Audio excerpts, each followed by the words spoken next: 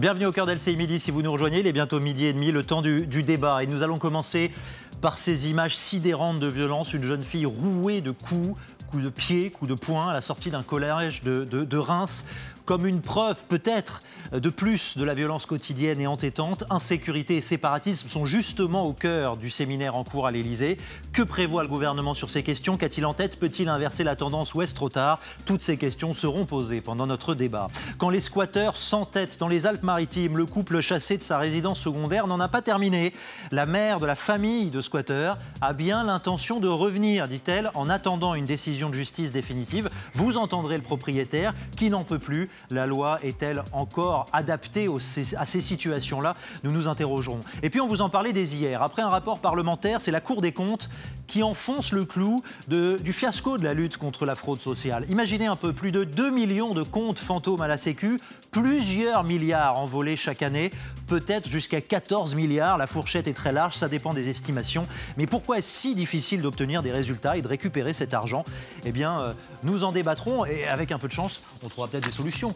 Qui sait? Autour de la table aujourd'hui, Adjenté, bonjour. Bonjour. Député La République En Marche des Français établis hors de France. Vous représentez la zone Asie, Océanie, Europe orientale. Bonjour Philippe Vigier, bonjour. Député d'Eure-et-Loire, coprésident du groupe Liberté et Territoire. Danielle Simonet, bonjour à vous. Bonjour. Conseillère de Paris, oratrice nationale de la France Insoumise. Julien Aubert, bonjour. Bonjour. Député Les Républicains du Vaucluse. À ceux qui ne l'auraient donc pas compris, la rentrée sera sécuritaire ou ne sera pas. Et cette fois, le gouvernement entre dans le dur. Le séminaire gouvernemental qui suit en ce moment même le Conseil des ministres est consacré à ces questions, au pluriel, insécurité et séparatisme. Le gouvernement fait le lien et nous allons évidemment en parler. Mais d'abord, la sécurité. Est-ce trop tard? Peut-on encore contrer ce que beaucoup d'entre vous, élus, appellent l'ensauvagement de la société? Les exemples s'imposent à nous, à commencer donc par ces images d'une incroyable violence du côté de Reims. Nous sommes à la sortie d'un collège. Ce jeune garçon, je dis jeune parce qu'il a 14 ans, frappe l'une de ses camarades. Vous le voyez, coup de pied, coup de poing. Le tout est filmé. Le tout est accompagné des rires de ceux qui observent cette scène, encore une fois, d'une terrible violence. L'auteur des coups de poing et l'auteur de la vidéo ont été placés en garde à vue. Allons tout de suite du côté de Reims retrouver Hélène Bonnet. Hélène, comment réagit-on dans le quartier devant cet établissement? Est-ce qu'on est surpris par une telle violence? Eh bien oui, le premier sentiment, c'est celui de l'incompréhension et de la surprise. Nous avons pu parler à quelques mamans d'élèves qui venaient chercher leurs enfants à la sortie de ce collège. Et ce qu'elles nous expliquent, c'est qu'habituellement, c'est un collège plutôt calme. Alors il y a des bagarres, bien sûr, comme dans tous les établissements, entre les enfants. Mais une agression de cette violence-là, c'est du jamais vu ici. Et donc ces mamans, forcément, elles étaient un petit peu inquiètes. Certaines ont vu la vidéo, d'autres en ont entendu parler par leurs enfants. Une maman nous expliquait qu'elle était venue exprès aujourd'hui, un petit peu plus tôt, pour venir chercher son enfant, alors que habituellement c'est un enfant qui peut rentrer seul. En tout cas, ces mamans aussi, ce qu'elles nous expliquaient, enfin l'une d'entre elles, c'est qu'elle était choquée par le fait que il y ait eu cette vidéo et assez peu de réactions finalement pour aider cette jeune fille qui était agressée, qu'on puisse filmer, voilà, sans réagir. Voilà aussi ce qui a choqué ses parents d'élèves. Et enfin, le témoignage d'une ancienne élève aussi qui décrit cet établissement comme un établissement calme aussi, où il y a forcément des bagarres, mais pas de faits de ce genre. En revanche, elle connaît le jeune homme qui est auteur des faits. Elle explique que c'est un garçon qui aimait bien se bagarrer. Et puis, elle n'était pas surprise de ce relais de cette vidéo sur les réseaux sociaux. On est en 2020. Voilà ce qu'elle nous a dit. Hélène Bonnet, Solène Boissard en direct de Reims, évidemment, le relais sur les réseaux sociaux, l'idée même de publier ces images sur les réseaux sociaux démultiplie l'impact de cette violence, sans doute. Philippe Vigier, c'est ça l'ensauvagement de la société? En tout cas, ces images, elles sont intolérables, inacceptables, incompréhensibles et elles exigent une réaction. Elle exige déjà que la classe politique soit capable de s'unir contre ce fléau insupportable. Cette France de démocratie, cette France où il peut y avoir des tels déferlements de violence. Et d'ailleurs, ce qui est dans le reportage, c'est quand on voit que certains dans l'entourage n'ont rien fait. Donc oui, aux sanctions fortes. On peut mettre les mots que l'on veut. Derrière les mots, c'est des actions. Et les actions, on va voir, donc c'est à l'issue de ce séminaire gouvernemental. Et vous mettez quel mot? Si vous mettez pas le mot mais parce que je dis ça parce que vous avez vu autour du mot sauvage, il y avait des querelles de ministres, le sujet, c'est pas de qualifier cela avec des mots. Je rappelle que Jean-Pierre Chevènement avait utilisé ces mêmes mots il y a un peu plus de 20 ans lorsque tu es ministre de l'Intérieur. Donc le problème, c'est pas ça, c'est d'apporter une réponse forte pour que ça ne se reproduise pas. On ne peut pas laisser les choses comme cela impunies. Et il y a des racines du mal qu'il faut aller naturellement supprimées, parce que ces racines, elles expliquent aussi une partie. Et puis ensuite, cette impunité que l'on connaît, souvent, les ados, on peut dire ce qu'on veut, on peut faire dire aux statistiques ce qu'elles veulent, mais lorsqu'on a été élu local, lorsqu'on l'est encore, on sait que malheureusement, ces images-là, elles sont en train de se développer dans le pays, et ça n'est pas acceptable. Quand on est élu local, on en voit de plus en plus des scènes comme ça, c'est ça que vous me dites? Pas cette scène-là, mais on voit de plus en plus des scènes de violence, il faut le dire. Daniel Simonet? Il y a une pratique qui est le happy slapping, qui est terrifiante. C'est-à-dire qu'on se lance des défis chez les adolescents pour faire des actes de violence et les filmer et les partager sur les réseaux sociaux. Et donc, il y a une lutte contre cette pratique-là terrible. Ces images sont vraiment insoutenables, mais qui doit nous interroger aussi. Moi, je n'aime pas vraiment ces termes-là, ensauvagement. On voit que le gouvernement court après ce terme qui était un terme théorisé par l'extrême droite, et on est là en cette rentrée dans une course de vitesse entre Darmanin, l'extrême droite, pour polariser sur les termes de l'extrême droite. Mais sur la question de la sécurité, il faut bien reconnaître une chose. Si les chiffres de l'INSEE depuis 30 ans montrent qu'en fait, on a toujours autant de violences interpersonnelles qui sont stables, mais ça prouve bien qu'il y a un échec total des politiques en matière de sécurité des gouvernements de Sarkozy, de Hollande et Valls et d'Emmanuel Macron. Donc il faut revenir à de quoi on a besoin. D'abord là, sur la question des adolescents, on a besoin de mettre beaucoup plus de moyens dans l'éducation nationale, dans les clubs de prévention, dans l'action d'éducation populaire, pour permettre véritablement une prise de conscience. On s'interroge aussi, on est là sur une violence d'un homme sur une femme. C'est certes un mineur sur un autre mineur, mais on est aussi sur des violences d'hommes sur femmes. Quel est le bilan des actions de ce gouvernement dans la lutte contre les violences faites aux femmes, qui passe aussi par un travail éducatif en milieu scolaire? Donc là, il y a une faillite de l'ensemble des politiques et il faut absolument y répondre. Donc c'est un problème d'éducation, si je vous entends bien. Pour moi, il y a plusieurs aspects du problème.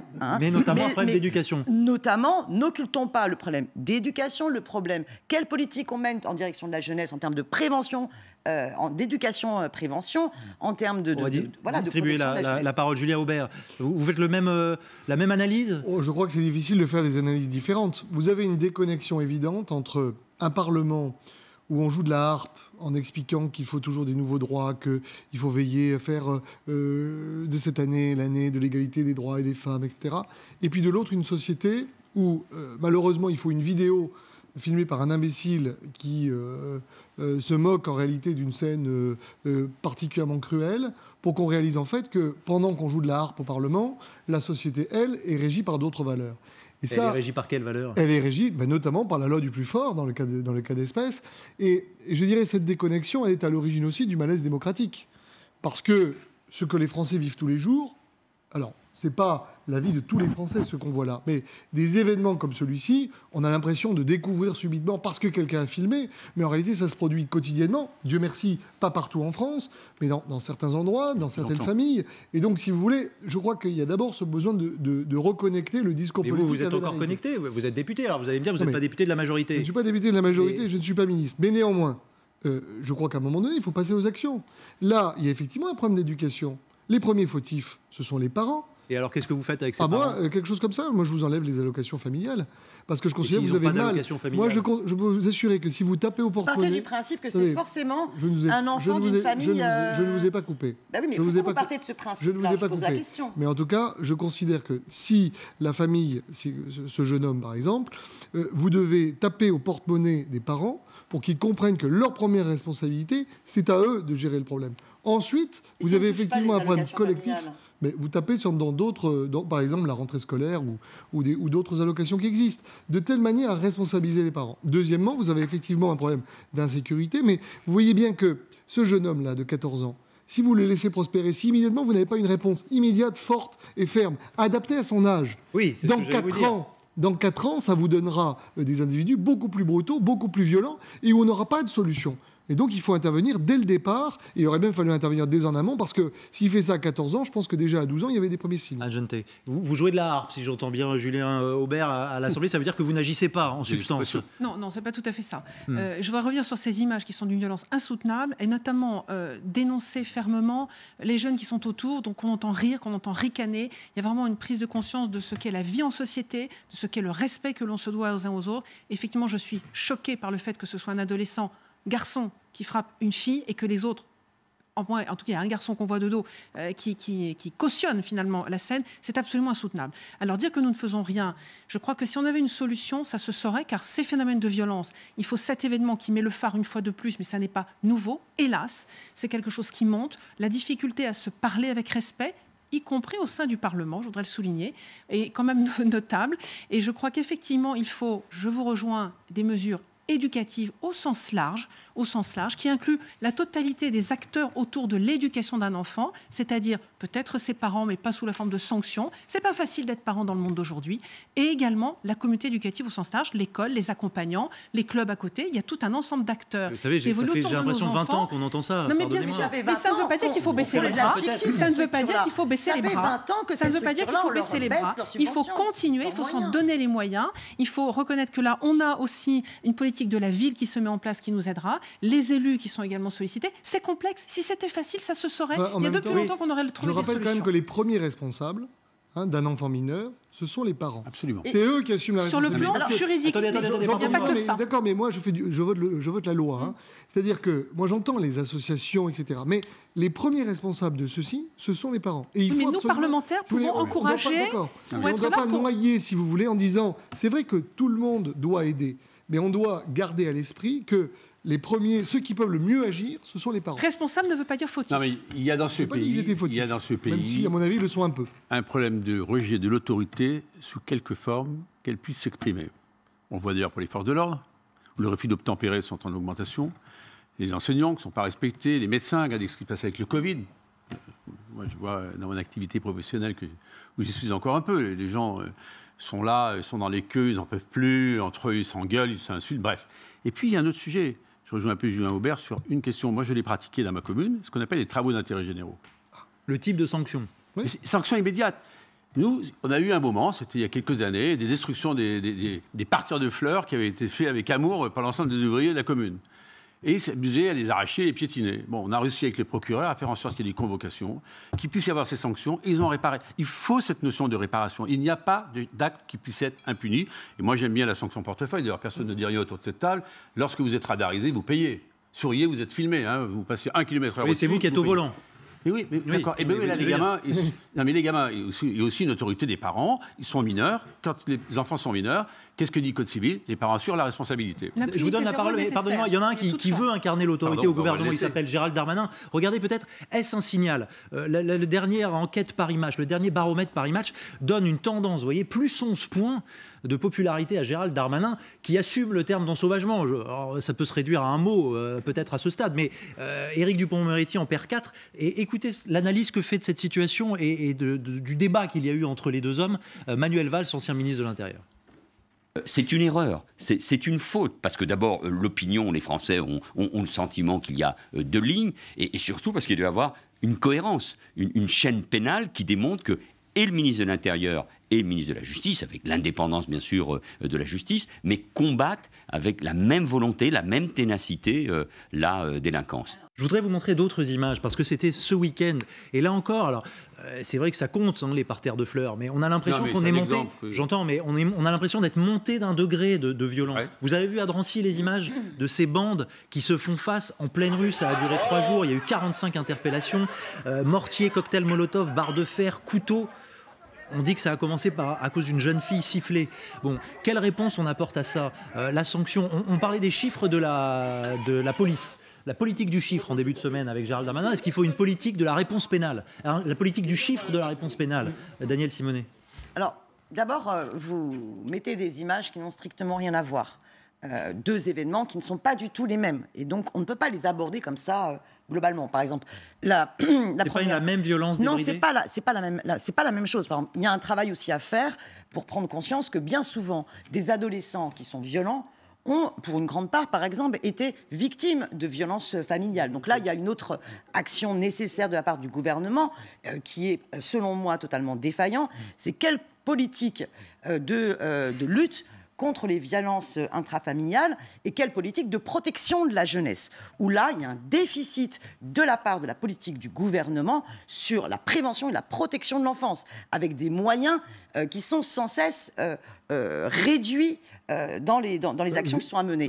Ensuite, sur les questions de police, d'accord ? Sur la police, sur la sécurité, on a, par les gouvernements déjà de Nicolas Sarkozy, supprimé énormément de postes de police, on a réduit énormément la formation des policiers, et puis, de la part du dernier gouvernement, on voit bien que l'action de la police a été quand même surtout polarisée sur les questions de contrôle de l'ordre des manifestations pour mettre en place une politique de répression des manifestations. Et vous avez tous autour de vous nombre de cas, quand on se fait cambrioler ou quand on est victime d'une agression, on a l'impression qu'au commissariat, ils sont débordés par autre chose. Donc il faut former, recruter, ça tombe bien, mais arrêtez la politique du chiffre. Arrêtez la politique du chiffre. Les chasses aux sans-papiers, ça permet sur un commissariat de faire du chiffre, alors que le travail d'enquête et de résolution parce qu'elle est un peu contradictoire, c'est pour ça. Elle est même très contradictoire. Je ne suis pas du tout. Je suis attachée à une police républicaine qui nécessite une formation et on va distribuer un peu la parole. Vous nous laissez parler, moi je vous l'expliquerai. Ça tombe très bien. Nous avons déjà créé 6 000 postes de police et de gendarmes cette année. Il y en a encore d'autres à venir, puisqu'on va monter à 10 000 postes créés sur le quinquennat. La formation qui va avec. On ne forme pas un policier ou un gendarme du jour au lendemain. Vous avez lu le livre de ce journaliste. Il faut laisser parler les autres. Nous sommes tout à fait d'accord avec les conditions. Il y a un plan immobilier de 900 millions d'euros qui va à son terme. Il y a 2300 véhicules. Enfin, on ne va pas citer les chiffres en pâture. Il y a un certain nombre d'actions. Ça permet d'éviter les scènes de Drancy. On peut y revenir. Je réponds à Mme Simonet. Non, là, nous étions dans des actes de violence pour lesquels je voudrais revenir à la notion de chaîne pénale. Et ça, c'est beaucoup plus important. Les notions les comportements qui rejoignent l'hyperviolence qu'on a vu tout à l'heure, qui sont des comportements qui ne devraient pas avoir lieu parce que derrière tout ça, il y a des gens qui vivent dans le quartier, qui vivent donc dans un sentiment de « je ne vais pas pouvoir sortir de chez moi ». Donc ça, il faut une réponse pénale complète et qui, pour moi, signifie 3 choses. Il y a un triptyque sur lequel repose cette sécurité. La police, certes, donner les moyens, on est en train de le faire à la police de réagir, qui elle-même exprime le fait que vous êtes bien gentil, mais il nous faut une justice qui garantisse qu'il y ait une impunité zéro, et c'est pas une histoire de tolérance, c'est une histoire d'impunité zéro. Et le 3e pilier, c'est l'emploi. Parce que dans une société prospère où les gens ont du boulot, où les gens travaillent, où les gens ont un revenu, où les gens peuvent vivre dignement, il y a beaucoup moins de violence. Donc après, on peut mettre en place tout ce qu'on veut, mais tant qu'on n'a pas les 3 qui constituent l'ensemble d'une chaîne efficace, on n'arrivera pas à résoudre Vous subventionnez les entreprises qui licencient, la justice est attaquée et la police, vous lui le budget de la justice va augmenter cette année, nous dit-on au gouvernement. Pardonnez-moi, je vous donne la parole, Julien Aubert. Mais le gouvernement qui est en conseil, en séminaire aujourd'hui et après le Conseil des ministres, fait le lien aujourd'hui dans son chantier entre sécurité et séparatisme. Oui, à tort ou à raison, je ne sais pas, les deux sont liés dans la tête du gouvernement. Il a, sur la question du séparatisme, des intentions. On nous parle d'un projet de loi à l'automne. On sait que le gouvernement souhaite, sur le papier, fermer plus vite les salles de prière, mieux contrôler les mosquées en termes de financement, notamment étranger, mieux contrôler le financement des associations, en particulier avec la signature d'une charte de laïcité. Ça fait partie des pistes de réflexion. Ce qui fait bondir cette histoire de charte de laïcité, Marine Le Pen. Des chartes collées contre les murs des lycées, des hôpitaux, pour rappeler la laïcité. J'en ai vu passer des dizaines et des dizaines. Ça n'est pas suffisant. Il y a des mosquées salafistes dans notre pays, il faut les fermer. Il y en a 5 qui ont été fermées, c'est pas suffisant. Il y en a une centaine. 15 lieux de culte fermés. Il y a une constitution dans notre pays qui impose la laïcité lorsqu'il y a des violations. On n'a pas besoin d'une charte supplémentaire à la constitution française tout de même. Il suffit d'engager les mesures, d'engager les procédures, y compris administratives, pour y faire face. Un chiffre, 250 lieux islamistes qui ont généralisé fermés depuis 2018. En substance, Marine Le Pen, Julien Aubert, elle nous dit on a l'arsenal. Pourquoi est-ce qu'on devrait encore ajouter de la loi à la loi ? Oui. Premièrement, si vous voulez, moi je crois que ce sont 2 sujets différents. Il y a des recoupements, parce que vous avez des régions qui sont gangrénées par l'islamisme et ça nourrit effectivement l'insécurité. Maintenant, toute l'insécurité en France ne vient pas du salafisme. Et il vient aussi, d'ailleurs, à mon avis, d'un non-respect pour la vie humaine en règle générale et une forme de hiérarchisation des valeurs qui s'est totalement inversée. Bon. Deuxièmement, tout à l'heure, je parlais de la harpe. Pour moi, la charte, c'est de la harpe. Comme disait Al Capone, vous obtenez plus de choses avec un fusil et un mot gentil qu'avec un mot gentil. Donc, en l'occurrence, vis-à-vis, d'abord, ceux qui on a vu se battre là, ça a rien à voir. Vous croyez que c'est la charte de la laïcité qui va les faire reculer? Ça n'a strictement rien à voir. Donc, il faut en réalité que l'État assume. L'État doit assumer le monopole de la violence légitime. Ce qui signifie ne pas faire comme les amis de madame, de considérer que la violence policière et la violence à laquelle on assiste dans la rue ont la même valeur. La violence policière, elle est légitime lorsqu'elle est exercée dans un but d'intérêt général, c'est-à-dire lorsqu'elle est utilisée pour rétablir l'ordre, parce que c'est le boulot de la police. Et donc, il faut que l'État assume le fait que, oui, on utilise la violence et la force pour rétablir l'ordre. Parce que des sauvages, comme on les a vus là... Et sur le séparatisme, comment vous l'établissez, l'ordre? Vous le rétablissez? Et il faut terminer aussi avec la culture de l'excuse. Excusez-moi, parce que tout à l'heure, vous étiez contradictoire. Je vous ai dit que vous étiez contradictoire. Pourquoi? Quand je vous parlais de la famille, vous disiez qu'il fallait les sanctionner sur les allocations, vous me disiez, mais comment savez-vous que les parents... Et puis en même temps, un petit peu plus tard, vous dites, oui, mais il y a des violences familiales, donc il faut intervenir sur les violences familiales parce que ça explique le comportement des jeunes. Vous voyez, à un moment donné, il va falloir savoir si ce jeune il est responsable lui-même ou si c'est sa famille. Et si c'est sa famille, dans ce cas-là, on le touche au portefeuille. Enfin, pour répondre à votre question sur le séparatisme, oui effectivement, mais ça signifie effectivement bien nommer les choses.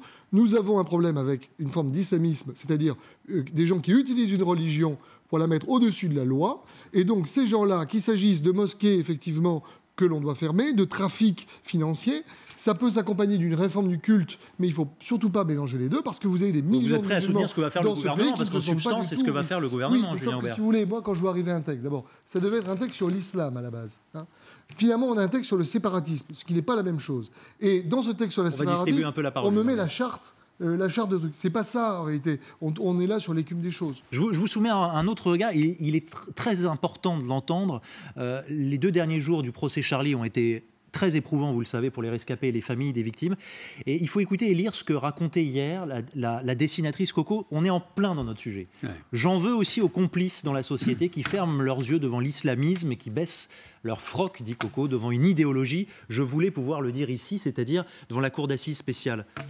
Qu'est-ce que vous en dites? J'ai lu ce matin ce témoignage, qui est glaçant d'ailleurs. Elle explique qu'elle-même, elle se sent transpercée et qu'évidemment, sa vie ne pourra pas être comme c'était auparavant. Je crois qu'il faut bien comprendre... Et ça éclaire le débat sur le séparatisme pour vous ou pas? Oui, parce que je pense que c'est un témoignage très fort. Rappelez-vous, tout le monde était Charlie, ce phénomène qui s'est produit dans la rue, cette communauté qui s'est rassemblée, quelles que soient les sensibilités politiques, où on a vu que les forces de l'ordre, on allait les embrasser parce qu'on a vu qu'elles assuraient le maintien de l'ordre, ce qui n'est pas facile. Là, je dis qu'il faut faire attention. Comme Julien Aubert, je ne mélange pas le séparatisme de tout ce qui peut être naturellement toutes ces violences déchaînées. Parce qu'il peut y avoir les Black Blocs, il n'y a pas que des islamistes dedans intégristes. Non. Oui. Donc ceux-là, quand est-ce qu'on les arrête? Et les images de Drancy qu'on vient de voir, c'est ça. Et là-dessus, face à eux, qui eux sont là pour tuer un homme ou une femme, mais ils n'ont rien à faire, c'est pas un être humain pour eux. C'est casser pour casser. Ces gens-là, ils doivent comprendre qu'il y a plus fort et qu'on doit respecter la République, parce que sinon, c'est toute la République qui s'effondre. Alors, il peut y avoir des raisons, mais je veux dire à Daniel Simonet, on peut être né dans une famille dans laquelle, malheureusement, on n'a pas eu beaucoup de soutien éducatif et très bien réussir une carrière. Donc, il ne faut pas non plus expliquer que parce qu'on n'a pas eu beaucoup de chance, derrière, la vie est foutue. Ce n'est pas du tout ça. Oui, à l'école, en soutien. Oui, non, mais ce que je veux dire, c'est important. Mais ce que je voudrais surtout dire, c'est que des lieux dont on sait qu'ils sont des lieux permanents de prêche intégristes, des prêches qui visent uniquement à mettre la loi religieuse au-dessus de la République, là, on ne doit pas céder. Donc, si l'arsenal juridique dont on dispose, il faut le compléter, je dis oui dès demain. S'il est suffisant, n'attendons pas. Réponse très vite de Daniel Simonet et Anne Genté, s'il vous plaît. Très fort, de même que sur les financements, de même que sur les financements, sur lesquels on sait qu'il y a des circuits qui ne sont pas maîtrisés. Et ça n'est pas acceptable. Le petit commerçant, lui, qui a 5 000 € de problème avec l'URSSAF, il se fait taper. Et s'il y a des circuits qui ne sont pas maîtrisés, on doit le faire. Il n'y a pas que les lieux de culte, il y a aussi un certain nombre d'associations, de structures qui se veulent éducatives, entre guillemets, soutien scolaire, etc., sportif ou que sais-je, et qui professent aussi, qui propagent des comportements qui se veulent aussi également au-dessus, ou en dehors, en tout cas en marge des lois républicaines. Et puis, ça peut peut-être faire le lien avec un de vos autres sujets. Il y a aussi des comportements déviants, notamment liés à la fraude sociale, qui vont alimenter des circuits internationaux et qui là aussi sont tout à fait souvent... Très vite, Daniel Simonet, s'il vous plaît. Je dirais que j'en veux à ceux qui instrumentalisent la laïcité pour encourager un racisme anti-musulman. Et sur la question, par exemple, de la mesure que veut prendre le gouvernement contre les certificats de virginité, moi je suis féministe, je trouve ça odieux, insupportable. Je souhaite également qu'il y ait une action du gouvernement, enfin, pour supprimer la clause de conscience qui fait que aussi des médecins s'estiment autorisés à ne pas appliquer l'IVG du fait de leur conviction religieuse. C'est-à-dire que la laïcité, elle s'applique à tout le monde. On reviendra sur tous ces sujets. On fait une toute petite pause. On revient juste après ça pour la suite de notre débat où il sera question de fraude sociale. Il sera également question de maisons squattées. On pensait le dossier terminé pour ce couple qui a trouvé une famille qui occupait sa maison, sa résidence secondaire. Mais la mère de cette famille a bien l'intention de revenir. On vous explique tout ça.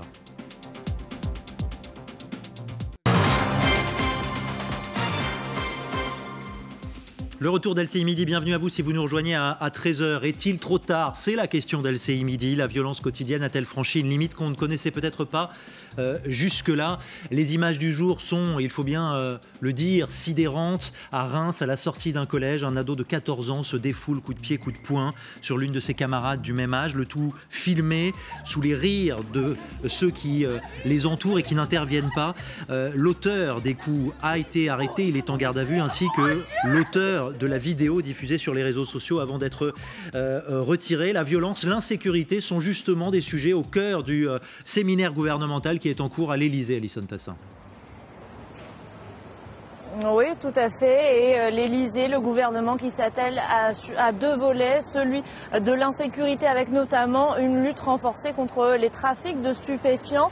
À l'origine, selon le gouvernement, de la plupart des insécurités, avec notamment la mise en place d'une plateforme pour dénoncer le deal dans les mois à venir. Et puis aussi un volet séparatisme avec là encore plusieurs mesures dans le viseur du gouvernement, des associations qui donnent par exemple des cours de langue, de soutien scolaire. Il faudrait déclarer les intervenants pour s'assurer qu'il n'y a pas là de prêche notamment. Et puis aussi dans les mois à venir, le ministère de l'Intérieur souhaiterait la pénalisation des certificats de virginité. C'est un attelage complet, mais le porte-parole du gouvernement le disait, la tolérance zéro ne suffit pas. Il faut une impunité zéro. Et tout cela, malgré le fait que dans la majorité, eh bien, certains sont dubitatifs sur cet attelage du gouvernement à vouloir s'atteler à ce sujet dans l'année et demie qui reste avant la présidentielle. On ne gagne pas le combat contre l'émotion, disait un ténor de la majorité ce matin. Alison Tassin, Pascal, ciao, merci à vous deux en direct de l'Élysée. Dans l'actualité, il y a également cette information économique. La direction d'Auchan Retail France annonce un plan de suppression de près de 1500 postes. Il faut s'adapter aux nouvelles attentes des consommateurs et des citoyens, explique le groupe pour justifier ce projet qui aboutirait à la suppression nette de plus de 1000 emplois actuellement occupés. Nous poursuivons notre débat. Il y a également, justement dans le débat aujourd'hui, l'interminable feuilleton d'une maison squattée. Et c'est certainement le signe que quelque chose ne tourne pas très rond. Le couple de retraités dont la résidence secondaire a été squattée dans les Alpes-Maritimes n'en a pas terminé, loin de là. Vous allez comprendre. Contraint d'abord de dormir dans sa voiture pendant qu'une famille occupait sa maison, Henri Castoulian a fini par récupérer, via son avocat, les clés. La famille de squatteurs a quitté les lieux et d'ailleurs au passage le père a été arrêté pour soupçon de violence conjugale. On pensait l'affaire réglée, eh bien non. La mère de la famille de squatteurs, elle a bien l'intention de revenir occuper la maison en attendant une décision définitive de la justice. Évidemment, Henri Castoulian est à bout. La loi, c'est une injustice. Mais la loi, le procureur de la République a fait son travail. Vous savez, j'ai eu le soutien de la ministre du Logement, Emmanuelle Vargon, qui m'a appelé hier. Elle m'a dit, bon, c'est bien, M. Calousteran, vous avez eu les clés, écoutez, je suis content pour vous, tout ça, tout. Voilà. Je ne crois pas qu'il y aura quelque chose, je ne crois pas qu'il y aura une suite. Voilà, c'est ce que je peux vous dire. Il n'y aura pas de suite. Bon, il n'y aura pas de suite, il l'espère, Henri Castoulian, on l'imagine. Julien Aubert, qu'est-ce qu'il faut changer là? Parce que c'est quand même une situation invraisemblable. Moi, il se trouve que j'avais déposé une proposition de loi qui a été débattue en décembre 2018, rejetée, et je l'ai redéposée en mars 2019, donc elle est sur la table. Le problème, c'est qu'en France, le droit de propriété est inscrit dans la Déclaration des droits de l'homme et du citoyen, mais le Code civil protège le droit à la vie privée. Parce qu'à l'époque, sous Napoléon, votre vie privée, elle se passait dans votre maison. Personne n'avait imaginé que quelqu'un pourrait prendre votre maison pour y installer sa vie privée. Moralité, si on vous prend votre propriété, eh bien, ça devient le domicile de quelqu'un d'autre.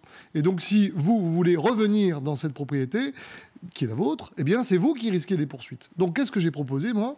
Eh bien, que le fait d'occuper sans droit ni titre, c'est-à-dire sans un papier qui dit que vous avez le droit de le faire, eh bien, soit en soi un délit pénal. D'ailleurs, vous voyez bien, vous l'avez vous-même dit, quand on expulse ces personnes, on va poursuivre le monsieur pour violence conjugale. On n'a pas de chef d'incrimination pour lui dire « Mais monsieur, vous avez occupé illégalement la maison de ce monsieur, vous avez peut-être fait d'ailleurs des dégradations, on va vous poursuivre. » Rendez-vous compte qu'il existe un seul délit, c'est le délit d'effraction, mais qui est moins bien puni que le vol. Donc je propose également de doubler les peines pour que si vous vous introduisez frauduleusement chez quelqu'un, immédiatement, comparution immédiate devant un juge. Il faut, si vous voulez, que ce soit le juge pénal. Aujourd'hui, tout ça est réglé devant le juge civil pour qu'on raccourcisse beaucoup les de délais. temps souvent. Voilà, il y a des enjeux de délai. Mais on voit cette mère de famille qui a donc squatté cette maison nous dire « je vais revenir », comme si elle a le sentiment, pour ainsi dire, alors c'est vrai qu'elle dit qu'il y a eu une transaction avec quelqu'un qui reste à identifier, hein. Anne Genté, comme si elle avait le sentiment qu'elle était finalement dans son bon droit. On distingue effectivement ce que dit Julien Bach, qui est très important, la notion de domicile de la notion de propriété privée. Ce sont deux choses distinctes en droit français. C'est ça qui nous fait buter. Et en plus, il faut ajouter à ça que la protection du propriétaire, s'agissant là en l'occurrence d'une résidence secondaire, qui allait devenir son résidence principale, mais qui ne l'était pas encore, qui a une différence dans la protection du propriétaire. N'est pas la même que la protection du propriétaire en cas de résidence principale, là où il a justement son domicile.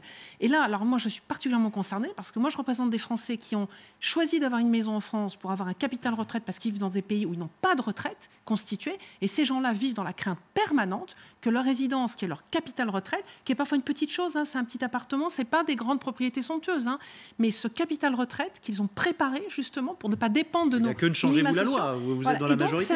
C'est un vrai sujet qui traîne depuis très très longtemps, surtout depuis trop longtemps, et qu'il faut résoudre. On a le souci néanmoins de la protection du locataire que je peux entendre, mais là il s'agit de locataire qui est dans des lieux de façon légale. Et la poursuite de l'occupant illégal, et là c'est tout à fait autre chose. Et là, il faut pouvoir renforcer la loi pour permettre de mettre dehors des squatteurs. Daniel Simonet, quel est votre regard sur cette situation ? Mon regard sur cette situation, d'abord, c'est un fait divers extrêmement particulier et rare, quoi. Voilà, je veux dire, on n'est pas du tout sur la problématique globale, par exemple, du logement. La loi, elle est faite... La question des impayés... La loi, elle est faite pour quoi ? La loi, elle protège un occupant sans droit ni titre qui squatte, comme vous dites, quelque chose, pour empêcher que le propriétaire ne fasse justice lui-même. Donc, il ne peut être expulsé de ce logement que s'il y a une décision de justice. Ça, c'est normal. Et ça me semble normal. D'ailleurs, on se fait pas justice soi-même. Exactement. Et le maximum. Et d'ailleurs, ce qui est plus fréquent, c'est quoi ? C'est d'abord une situation de crise du logement terrible dans ce pays et qui s'aggrave, avec des occupations. Les cas les plus fréquents, des occupations de bâtiments vides que les pouvoirs publics, pour lesquels n'appliquent pas la loi de réquisition des logements vides, et des pouvoirs publics qui, par contre, cherchent plus à expulser ces bâtiments qui ne servent à personne, plutôt que de garantir le droit au logement. Aujourd'hui, le droit de spéculer sur le logement est beaucoup plus protégé que le droit au logement pour tous. Est-ce qu'on est vraiment dans cette problématique-là, Daniel Simonet ? Ça me semble être bien plus d'actualité en ce moment, le problème justement des personnes qui sont sans logement et sans toit.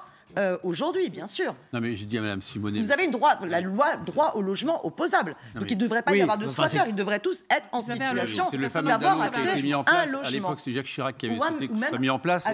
Philippe Vigier. On peut voir comment il n'est pas complètement opérationnel. Non, mais attendez, il faut dire les choses simplement. Ce n'est pas un cas isolé. Il y a de nombreuses personnes qui sont propriétaires de logements qui sont squattés. Il y a de nombreuses personnes qui ont des locataires, qui ne payent pas le loyer. Ça dure 1 an, 2 ans, 3 ans, 4 ans. Dans toutes les permanences parlementaires, tous les élus, on sait ça parfaitement. Julien Aubert a bien identifié la question. On sait qu'il faut faire. Eh bien, si le gouvernement ne le fait pas, ou que les parlementaires se saisissent... Attendez, Philippe Vigier, aucun gouvernement n'a fait, parce que on n'a pas découvert hier le sujet. Non, c'est problème. Non, pardonnez-moi. Non, je suis désolé. Des gens qui squattent, vous ne les expulsez pas comme vous voulez. C'est pas vrai. Après, il y a la période d'hiver. Après, il y a la période d'hiver, et après, ils sont inexpulsables. Ça a un peu sauté, la trêve hivernale. D'accord. Là, elle a été prolongée. Enfin, les préfets ne le savent pas toujours. Mais après, honnêtement, pour avoir un certain nombre pour aider des concitoyens qui étaient placés dans ces situations-là. Vous savez, quand on les gère de près, on s'aperçoit qu'elles sont intenables. Parce que ça peut être un coup des personnes âgées qui avaient un petit logement, qui était un complément de retraite. Ce loyer n'est pas payé. Ça dure des fois 2 ans, 3 ans, 4 ans. Ils sont spoilés. Donc vous êtes uniquement sur un argument. Ah ben voilà, on est uniquement dans la spéculation. Non, c'est pas sérieux. Il ne faut pas trouver l'esquive. Disons qu'il y a un vrai sujet. Mettons-nous d'accord sur un vrai sujet. Lorsqu'il y a un squat et que vous êtes propriétaire de ce logement, eh bien, il y a des garanties qui sont définies par des baux qui vous permettent de savoir au bout de combien de temps, après avoir résilié, vous pouvez récupérer votre logement. Je ne parle même pas de l'état d'insalubrité que l'on peut rencontrer par moment et qui sont toujours en pleine face de celui qui est propriétaire parce que c'est lui qui doit faire les travaux pour le remettre en location. Oui, là, il faut savoir l'insalubrité qui est liée au fait que le propriétaire n'agit pas aussi. Sur cette question-là, ça peut être équilibré. Il est anormal dans ce pays qu'on punisse plus durement celui qui vole un scooter que celui qui vole votre maison. Parce que pour la loi aujourd'hui, squatter, ça n'est pas voler. Mais vous me soustrayez quand même l'usage de ma maison. Et deuxièmement, sur quoi ça bute ? Moi, lorsque j'ai déposé mon texte, j'ai eu la majorité qui l'a repoussé. On m'a expliqué que le droit était parfait. Mais surtout, c'est le ministère de la Justice.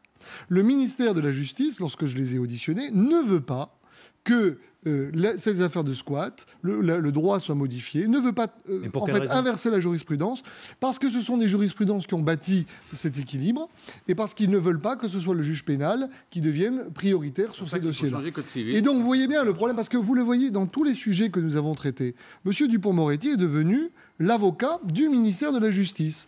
D'ailleurs, c'est pour ça qu'il s'oppose à M. Darmanin, qui, lui, est devenu, quelque part, le représentant de ce que pensent les policiers. Or, vous n'arriverez pas à résoudre les problèmes que nous avons cités si, à un moment donné, le ministère de la Justice ne comprend pas qu'il est là, effectivement, pour garantir aux Français l'application de la loi. Sinon, les policiers ne savent rien. Les pauvres policiers, vous les appelez... Mais là, la loi est encadrée par les jurisprudence. Parlons de l'application de la loi. Parlons de l'application de la loi. 50%, par exemple, des locations sur Paris ne respectent pas la loi d'encadrement des loyers. Où est la police du logement ?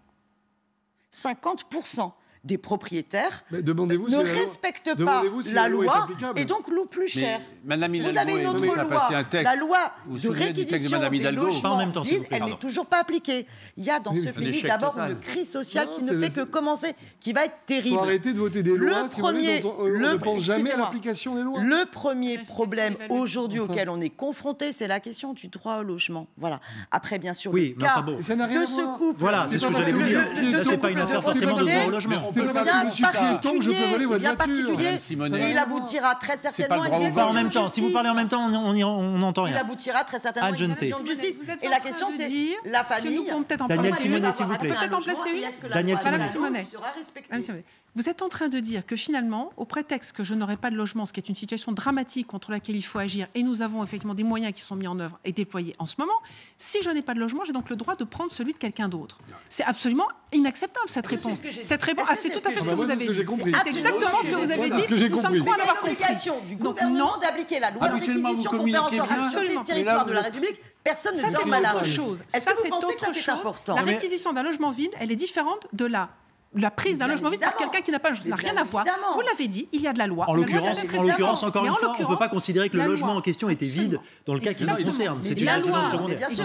Et d'ailleurs, la décision de justice leur donnera raison. Concernant la réponse à apporter au phénomène absolument inacceptable et qui n'est pas anodin, qui n'est pas unique et qui se répète beaucoup plus qu'on ne croit des squats de logements, là, la loi est clairement pas adaptée et il faut certainement se poser la question de la modifier. Alors moi, j'aimerais qu'on se pose une autre question et on verra si la loi change ou pas. On verra. Elle est disponible en tout cas. Moi, Julien Aubert a quelques propositions, vous les avez formulées. Voilà. Avec la crise que nous traversons et qui plombe, vous le savez, les comptes publics, voici quelques chiffres qui tombent assez mal, il faut le dire. Entre 1 et 14 milliards. Alors la fourchette est évidemment colossale, c'est même plus une fourchette à ce niveau-là. La fraude aux aides sociales est elle aussi colossale parce que c'est de cela dont nous allons parler. Un rapport parlementaire et un rapport de la Cour des comptes dressent, alors avec des chiffres qui peuvent être un peu différents, mais vous voyez les montants qu'on manie, qui dressent un constat comparable, celui d'abord d'un État, le nôtre, et qui semble incapable de faire face. Je vais vous donner un exemple, on va laisser les milliards de côté. En France, il y aurait aujourd'hui 2,4 millions de comptes fantômes à la Sécu. On ne sait pas faire, Philippe Vigier, on ne sait pas croiser les fichiers pour supprimer les comptes fantômes, comme on le fait, j'imagine, dans n'importe où, n'importe quelle entreprise. Eh bien, merci. Vous avez, dans votre question, donné la réponse. Il se trouve qu'il y a 4 ans, j'avais fait un rapport parlementaire sur les fraudes sociales. Non pas pour pointer du doigt, mais pour comprendre combien et comment. Et en fait, c'est l'affaire du croisement des fichiers. Je m'explique. Ouais, c'est si compliqué. Une aide apportée par un département à une personne, eh bien, n'est pas toujours connue des services fiscaux, De même que tout ce qui est donné par les allocations familiales, ça c'est une réforme de la Constitution qu'il faut faire, pour faire en sorte que les fichiers s'interconnectent et qu'on sache que vous êtes destinataire de telle aide, telle aide et telle aide. Et si vous êtes séparé de votre conjoint, moi j'ai ça, je suis à 2 km du département voisin, ils se séparent dans 2 maisons, ils reçoivent l'allocation familiale de 2 côtés et c'est pas croisé. Voilà l'histoire. Donc il faut croiser ces fichiers. Et de même les fraudes à la sécurité sociale. Je le vois une fois de plus dans mon activité professionnelle, où on essaye de donner des dossiers dont on sait très bien que malheureusement, ce sont des escroqueries. Voilà ce qui se passe. Et c'est dommage parce que cet argent-là, on le perd. Et cet argent-là, on vous avez un dossier entre les mains. Vous travaillez dans le secteur des laboratoires. On peut oui, dire. mais la médecine, c'est comme ça. Vous avez un dossier entre les mains dont vous savez qu'il est problématique. Et qu'est-ce que vous en faites? Comme médecin, on ne peut pas. Mais comment ça, vous ne pouvez pas? On a un secret professionnel. Moi, comme médecin, je vais pas. C'est pas moi qui vais aller dire il y a une fraude à cet endroit-là. Ah, ça, je vais certainement pas le dire. C'est même pas ça. Il y a des fois même des fraudes à la carte vitale. Mais nous, on a une carte vitale qui passe d'un serveur. Parce que nous n'avons pas les fichiers. Nous n'avons pas tous les éléments. Nous n'avons accès à rien là-dessus. Il faut le comprendre. Nous l'avons écrit il y a 4 ans. Je suis désolé, ça ne bouge pas. Alors, c'est 14 milliards, je préférais les réinjecter dans l'hôpital, dans l'éducation. On aurait sans doute beaucoup de choses pour dans la justice. Avec 14 milliards. On ne sait pas d'ailleurs si c'est 14 Nous, on l'avait évalué à 20 milliards. 140 millions, parce qu'il y a entre 140 millions et 14 milliards. Il y a quand même un gap énorme. On a eu Mme Simonet. Attendez. Pardon. Le problème de données, de croisement de fichiers. Je vais donner un exemple très simple qui me concerne personnellement. Il y a longtemps de ça, lorsque j'étais partie de France, au bout d'un an après avoir quitté le territoire français, vous ne pouvez plus prétendre à la couverture par l'assurance maladie. C'est terminé. De nombreuses années après mon départ de France, l'un de mes enfants est victime d'un petit accident et se retrouve hospitalisé. Et je lui dis, attention, préviens bien que tu ne dépends pas de la sécurité sociale. Nous enverrons les justificatifs d'une assurance privée. Eh bien, je vous le donne en mille, l'hôpital a dit non, on vous a trouvé dans les fichiers, alors qu'il avait quitté la France depuis 6 ou 7 ans, qu'il ne pouvait absolument pas bénéficier, il était majeur, donc il ne pouvait pas du tout bénéficier de la protection maladie. Et là, j'ai le regret de dire que c'est les citoyens français qui, à travers leurs impôts, ont payé les frais d'hôpital de mon fils. Je trouve ça absolument scandaleux. Et j'ai essayé d'écrire pour dire non, je vais vous payer moi-même. On m'a dit non, on ne sait pas faire, on ne sait pas percevoir votre argent. Donc voilà un exemple qui vous prouve que le croisement des fichiers, le croisement des données, on ne sait pas faire. Si tout le monde a le constat, si tout le monde dresse le bon diagnostic, pourquoi on n'a pas le bon remède? Enfin, c'est si compliqué que ça techniquement de croiser des dossiers. S'agissant des logiciels, je vois par exemple sur un autre ministère qui est aux Affaires étrangères, l'interconnexion des logiciels de différentes sources, que ce soit pour donner des visas, pour assurer des passeports, des cartes d'identité. J'ai compris que c'était infiniment compliqué. Quand je leur ai dit, écoutez, il faut peut-être revoir le système à la base, refaire un système neuf, plutôt que d'essayer d'interconnecter des systèmes existants, on dit, oulala, surtout pas, c'est beaucoup trop cher. De même pour le dossier médical partagé. Comme on n'a pas toutes les données. Je trouve que je suis magistrat de la Cour des comptes, parce que chacun fait exhibe de ses compétences professionnelles. Donc j'ai beaucoup travaillé sur les réseaux, etc., pas spécifiquement sur la. Je vous donnerai mon CV après également. Non, mais la difficulté, je dirais, c'est que l'administration utilise, on va dire, des logiciels informatiques qu'elle importe du secteur privé très souvent et qui ne sont pas faits, qui n'ont pas été pensés à la base pour son utilisation. Parce que même une très grosse entreprise, elle va avoir 200 000 salariés, et c'est énorme. Toute personne qui nous écoute, qui a déjà eu un fichier Excel, qu'elle a essayé de fusionner avec un autre fichier Excel, sait que c'est une opération qui peut aboutir parfois à des bugs. Imaginez le système quand vous avez des millions d'entrées, avec des numéros, évidemment, la complexité de la vie, et que vous fusionnez ceci. Ça donne le régime social des indépendants, sur lequel j'ai travaillé, et où on a perdu des milliers de gens qui ont ensuite... Bon. Donc, si vous voulez, c'est très compliqué. Il y a un problème, je dirais informatique, technique. Et ensuite, il y a un problème juridique. Et ça, je crois que tu as dû travailler là-dessus. C'est que quand on parle de la protection des libertés, on est quand même très... Il y a des gens qui sont très rétifs à dire, mais un seul grand fichier...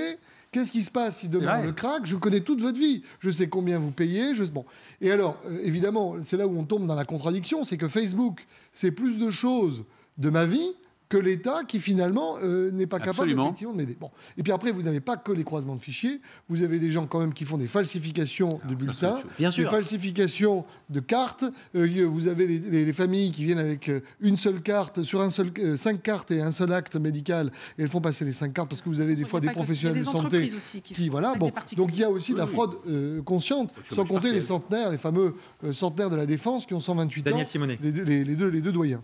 Alors, je pense bien sûr qu'il faut lutter contre toutes les fraudes, mais je ne pense pas que le problème de cette rentrée, ce soit ces salauds de pauvres qui profitent impunément de prestations sociales. On a commencé par souligner sur un problème avec des sommes qui sont bien plus importantes de non-recours aux droits sociaux. Il faut savoir que, par exemple, le non-recours au RSA, c'est-à-dire des personnes qui pourraient bénéficier du RSA, mais qui n'y ont pas accès parce qu'elles ne font pas les démarches ou qu'elles n'ont pas connaissance. Et vous avez l'inverse, ceux qui ne devraient pas en bénéficier et qui l'ont quand même. Beaucoup plus importante. Par exemple, rien que ça représente 3,6 milliards d'euros. Oui, mais ça n'a rien à voir. Les fausses déclarations de ressources pour le RSA, c'est 14% des montants. Il faut savoir, on le déplore comme vous. Je vous ai laissé bien exposer. Moi, j'ai vraiment, sur ce plateau, l'impression d'être dans le comité de rédaction de Valeurs Actuelles et d'être la personne extérieure qui n'a rien à voir avec ça. C'est une remarque inutile. C'est une remarque inutile. On débat et tout le monde s'écoute. Et de droite réactionnaire. Non, pardonnez-moi, tout le monde s'écoute, Daniel Simonet. De cette émission, les sujets s'enchaînent les uns après les autres. Avec vous êtes toujours à côté du sujet, chère madame. Mais non, mais parce que vous êtes tous vous ne voulez jamais parler du sujet. Sur un discours extrêmement libéral, extrêmement réactionnaire. Enfin, lutter contre la fraude, c'est pas libéral. Un discours différent. Et vous avez un discours différent et vous êtes là pour le partager.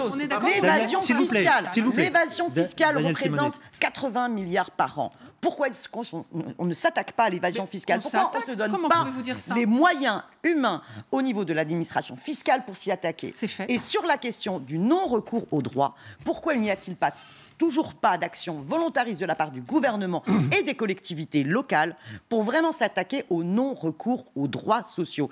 L'enjeu de cette rentrée, ceux qui ont droit à des droits sociaux et qui ne perçoivent pas les sommes.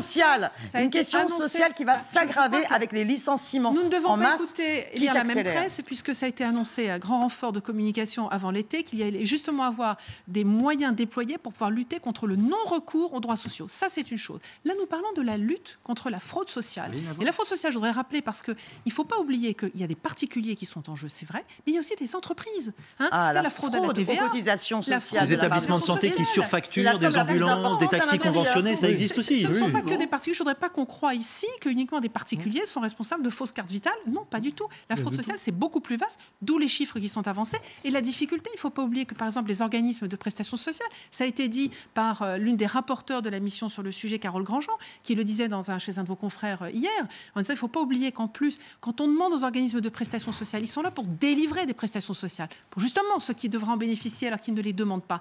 Leur métier, leur fonction, leur périmètre n'est pas d'être les gendarmes de ça. Oui. Donc il faut organiser pour qu'il y ait un gendarme par ailleurs qui puisse contrôler. Mais vous êtes conscient que la dématérialisation pour l'aide sociale, que la réduction des moyens alloués aux assistants sociaux, la baisse des effectifs, c'est que ce travail-là ne peut pas se faire. C'est terminé, merci à vous d'avoir accepté l'invitation d'Elsie Midi. Si vous voulez bien, on reprendra ce débat parce que d'évidence, il y a des choses à dire. On invitera aussi des techniciens informatiques pour savoir comment on peut mieux croiser les fichiers, puisque visiblement, ça a un rôle dans ce résultat et cette situation face aux fraudes sociales. Merci à vous quatre d'avoir accepté l'invitation d'Elsie Midi, le 13h30. Dans un instant, il sera question de sécurité. Est-il trop tard pour faire face aux questions de sécurité? Le débat sera ouvert de nouveau.